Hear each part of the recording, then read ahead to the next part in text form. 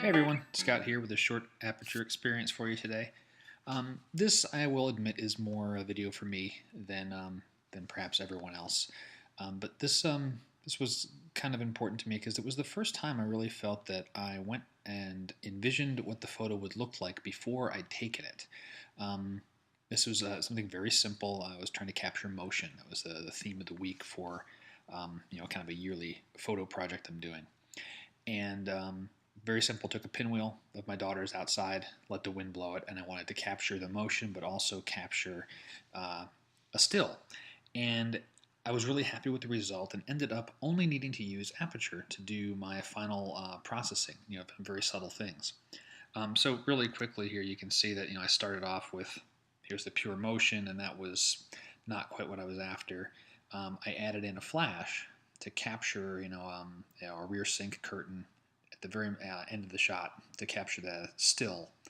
Um, and I ended up with liking this particular version of it.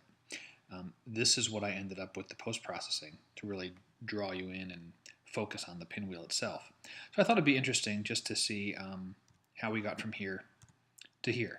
Again, with more and more of my photos, I've been using plugins and other utilities, but in this particular case, all I used was Aperture and a few very simple adjustments. So let's have a look. All right, so let's go into large view here. Very first thing, I'm going to crop this in. Just get a little bit tighter. I would use 8 by 10 for this one. We'll see how close I get to my original processing.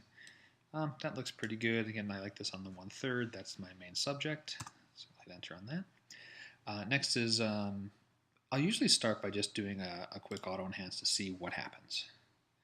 And I don't like that at all, so let's undo that. Option Z.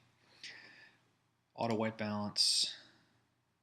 Not really seeing much of a difference.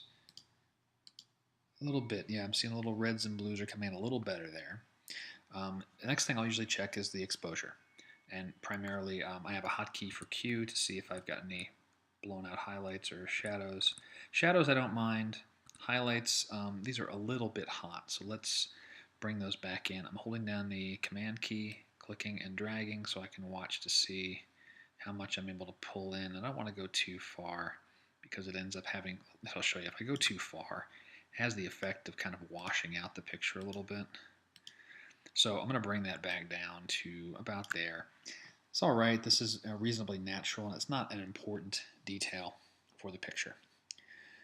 Okay, we'll do auto curves. That's another thing I'll typically take a look at. And I like that. It's darkened the background. It's drawing my attention more to the pinwheel. Well, yeah, that's pretty all right. What's still bothering me is this area down here is still a little bright. It's a little hot, so it's distracting me from my subject. So the first thing I'll try is just bringing the highlights up. And what I'm doing is I'm looking at only this section of the picture. I know this is affecting everything right now. And I don't want to go too far. Somewhere around there. And I'll brush that in. A reasonably strong brush. Just to this area. So that a little window out of the way. So that it's going to cool that down. And honestly, that's not helping a whole lot. It'll be the same thing up here too, just to cut those sun reflections a little bit. So the other thing I will do to try and cool this down is use a color adjustment. So I'm doing Control C, and yellow's a good starting point. Let's find a good yellow. Great. I'm going to lower the saturation, and that's going to start cooling it down quite a bit. Again, I'm only looking at this area of the photo right now. I'll brush this in after I'm happy with the adjustment. Let's see if we got another tone in here there's some green in there. Yeah, let's look at one of the greens here. It's about the same. Let's see if we pull that down a little bit. Yeah, it is making more of a difference. Okay, now that I've got those there, let's brush that in so I'm not killing everything. And I don't want to go too strong on it. It's up with the feather a little bit. Softness, sorry. Yeah, that's doing better. It's just cutting down some of that distracting backgrounds there. Okay, I'll now add a vignette. Control V. That's a little strong. Let's back that off somewhere around there. And I think the last option, I will add a little vibrancy and some definition into this area.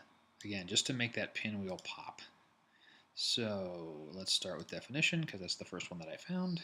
I do not want to detect edges. 85, that seems good. And this will just be a single click. I'll just get the brush to be about the right size. A little circle action, there we go. And we'll do the same thing with vibrancy. And I don't want to go too overboard with the vibrancy because it'll make it look electric, but that's pretty nice. I like that. And for sharpening, I don't think I'm going to sharpen it because I want this swirl of motion. And I don't want, there's really nothing else really here to sharpen. The flash really caught the stars and stripes there pretty nicely. So that's it, really. So where we started, where we finished. And that was, a 5-minute job only using Aperture. So again, if you get the photo right in the camera, you can be done really quickly just using the Aperture tool. And in this case, I was successful doing that. Hope you found it useful. Talk to you next time.